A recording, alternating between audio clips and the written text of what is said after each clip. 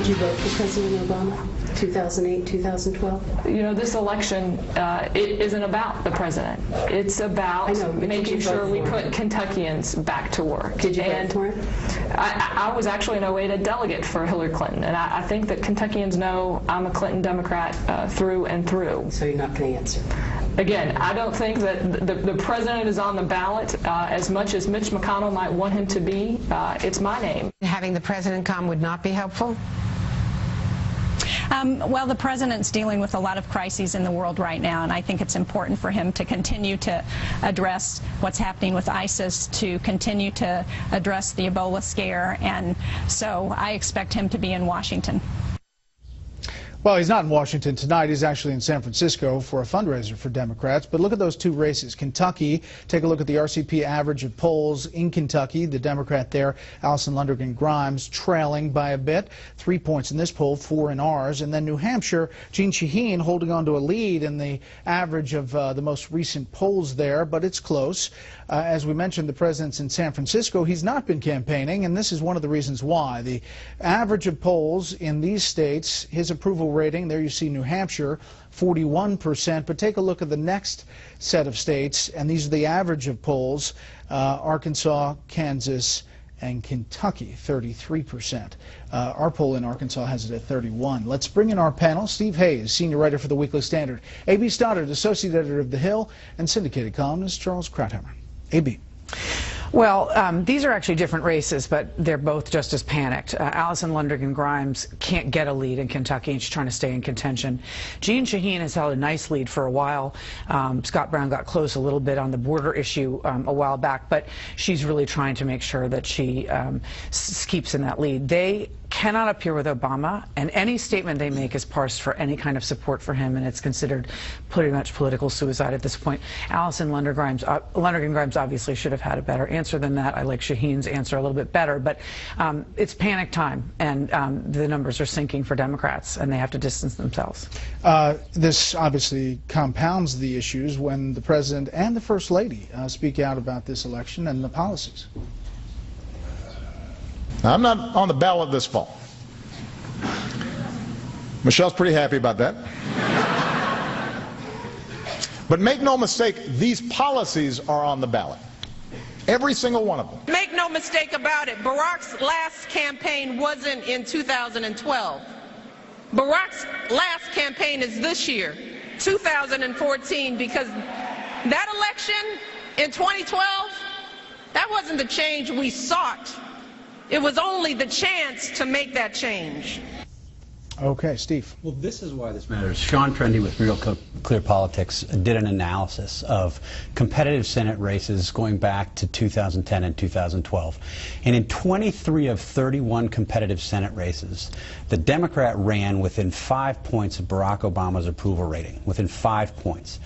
In not one of those races did a Democrat run better than 10 points of Barack Obama's approval rating. So you can see, if you're talking about races where the president is in the 30s and that history holds true, they're all going to lose. So none of the Democrats want to be associated with President Obama. We've seen, Mark Begich running ads taking him on directly, being a little less polite than maybe Jeanne Shaheen was, and Allison Lundergan Grimes. But this is why Democrats don't want to talk about the president. They don't want to embrace him. They don't want to have anything to do with him at this point. Mentioning that Iowa race, the Real Clear Politics average of polls in Iowa has Joni Ernst, the Republican, up slightly, and she is continuing there's another debate coming up. A lot of prognosticators thinking it's going more red in Iowa. The First Lady was out there today. She did have a bit of an issue in that she called the candidate by the wrong name, Bailey.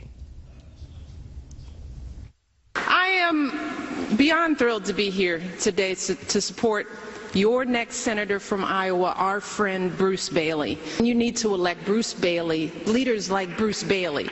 So we need to elect leaders like Bruce Bailey. For Bruce Bailey, or you can go to vote.brucebailey.com.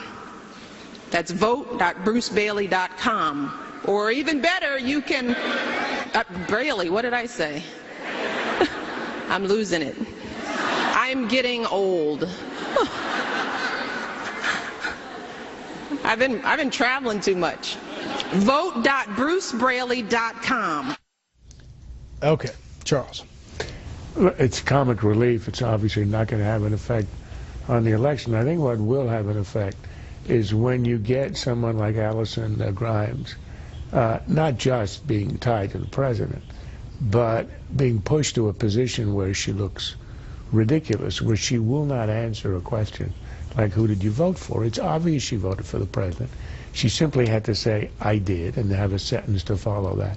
And then you wonder, can you trust her to speak straight on anything else? So I think it does hurt her in a deep way. It's not just her tie to the president. As for being tied to the president, Steve is right. In the 6th year of a presidency, it's always probably the most important indicator. On the Gallup, Obama is now under 40%, 39. Much lower in these states, of course. And I think what happened is he got a bit of a bump when he made the speech on ISIS. He showed actually signs of life. He was actually doing something. But now that that is worn off, I think he resumes the slide that he was in before that. It's worn off because we can see that nothing real is happening on the ground in Syria and Iraq, and we are actually losing, or our guys, our side, is on the defensive, and Baghdad right now is itself under threat. So I think that he had a slight temporary halt to the slide, and the slide continues, and the more it continues, the more it weighs down the Democrats. Meantime, AB, a lot of these Democrats do want Hillary Clinton in their states. They want her campaigning, including Alison Lundergan Grimes, who will have her. Jeanne Shaheen has asked for her, and she's been campaigning. At the same time, there are more documents coming out from the Little Rock Presidential Library for the Clintons. No bombshells today, but not exactly the, perhaps, environment that you want to be talking about, the Whitewater investigation and Monica Lewinsky. Right, but released on a Friday, I would argue in the middle of this very busy time. September was all about ISIS and Ebola, but I think we're going to be looking at the campaign trail for weeks to come, and the focus will be off of Hillary Clinton. I think this is really the ideal time for her to have these documents released. Better than January, better than December. The focus is going to shift to her run very soon, so I think this is actually a good time. And doing it now, October, 2 years ahead of time. Who's going to remember this? If anybody raises it again, Rand Paul has said these issues, the woman issue ought to be a big issue in the 2016 campaign if it involves Hillary. I think it's completely wrong. If that is raised again in 2016, it's already old news now. I mean, who's interested in what's coming out now? Imagine how old that news will be in 2016. Very smart of them, as you say, releasing it in the middle of a lot of other news, and releasing it so early that the impact is completely dissipated. Yeah, I think barring some new document that sort of confirms something that we've seen from Hillary Clinton more recently, or confirms, you know, maybe what perceptions of her performance as Secretary of State, I don't think these documents are likely to have much of an effect. And the more that Republicans talk about it and focus not on her time in the Obama administration, I think it's foolish. Next up, the Friday Lightning Round.